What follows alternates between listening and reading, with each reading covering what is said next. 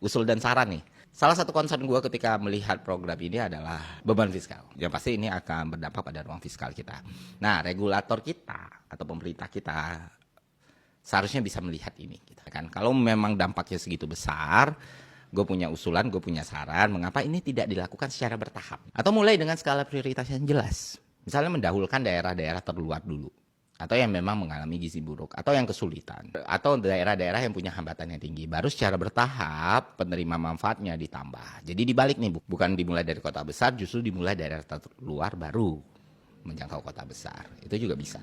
Nah, usulan lain yang bisa dipertimbangkan adalah pemilihan rekanan atau vendor gitu. Ketimbang menggunakan vendor atau pihak ketiga yang kita nggak jelas asal usulnya yang baru muncul karena ada program ini dan faktanya itu melahirkan banyak masalah ya. Vendor yang nggak nge-supply dengan benar, vendor yang bikin murid keracunan atau bahkan kemarin ada juga vendor yang mana ketika makanan itu mau didistribusikan, lauknya itu dikorupsi loh. Itu gue geleng-geleng kepala sih.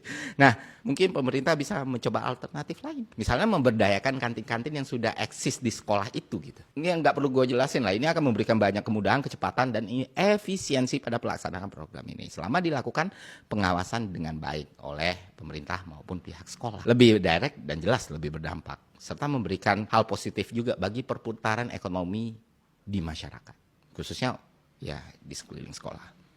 Nah, untuk daerah yang belum punya kantin gimana? Ya lu bisa buat dapur umum, baru atau lu bisa pakai mekanisme vendor atau rekanan tadi, ya disesuaikan aja gitu loh. Karena seharusnya bisa lebih fleksibel.